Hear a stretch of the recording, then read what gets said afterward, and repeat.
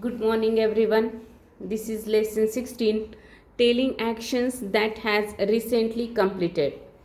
अशा ॲक्शन्स ज्या की आत्ता लगेच थोड्या वेळापूर्वी कंप्लीट झालेल्या आहेत, अशा ॲक्शन्ससाठी आपण कोणतं स्ट्रक्चर वापरणार आहे, त्याचं नाव काय हे आज आपण बघूया. Subject plus have has plus past participle of the verb. आपल्याला माहिती आहे पास्ट पार्टिसिपल म्हणजे व्हर्बचा तिसरा फॉर्म आहे. S plus have or has plus V3. तर ह्या टेन्सचं नाव काय आता? Present perfect tense. Present perfect tense. Perfect म्हणजे काय? क्रिया पूर्ण झालेली आहे, कंप्लीट झालेली आहे. पण कधी झालेली आहे? तर अगदी अलीकडे. पण यास आधी आपण स्ट्रक्चर बघूया. सिंग्युलर सब्जेक्ट असेल तर हॅज घ्यायचं आहे, HAS हॅज. आणि प्लुरल सब्जेक्ट असेल तर हॅव घ्यायचं आहे. आय सोबत सुद्धा आपल्याला हॅव यूज करायचं आहे.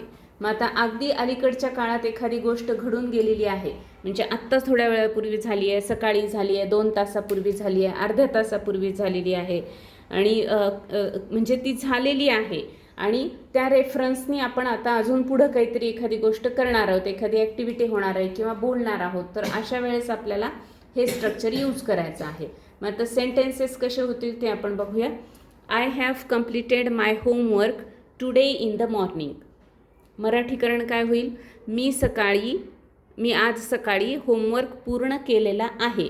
याचाच अर्थ काय आहे? मला कोणीतरी विचारते तुझं होमवर्क झालं आहे का, किंवा हे राहिलं आहे का तुझं, किंवा आता तू करणार आहेस का, तुला कधी करायचं आहे, तर मग त्याचं उत्तर म्हणून मी असं सांगते मी सकाळी पूर्ण केलेलं आहे, आता माझं काही राहिलेलं नाही आहे, तर मी हे पूर्ण केलेलं आहे. म्हणजे या रेफरन्सने मला पुढचं वाक्य पण एखादं बोलायचं असेल तर मी हा टेन्स यूज करणार आहे. जस्ट नाऊ कम्प्लिटेड म्हणजे रिसेंटली कम्प्लिटेड. एखादी ॲक्टिव्हिटी आत्ता झाली आहे, थोड्याच वेळापूर्वी झालेली आहे, तर खूप आधी घडलेली नाही. She has gone to college before half an आवर.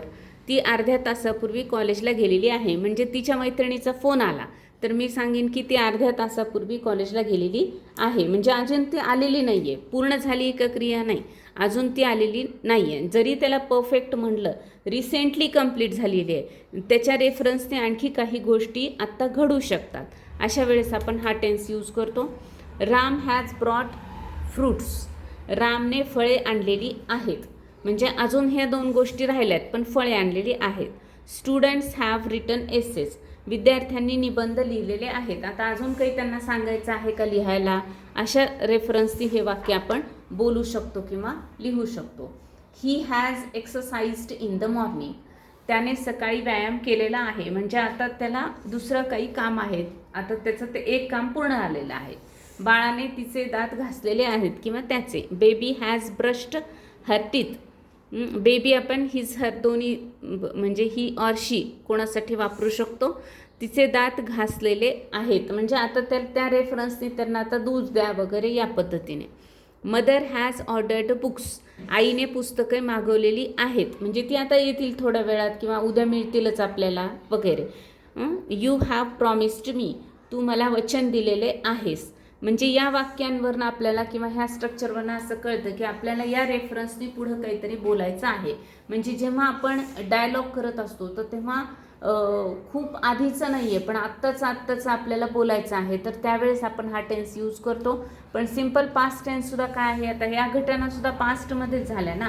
मग सिम्पल पास्ट टेन्स आपण कशासाठी यूज केला? रिपोर्टसाठी, म्हणजे या क्षणापासून आधी घडलेल्या घटनांसाठी. मग ह्या दोन्ही डिफरन्स काय? तर मग आपण ते नेक्स्ट व्हिडिओमध्ये बघणार आहोत.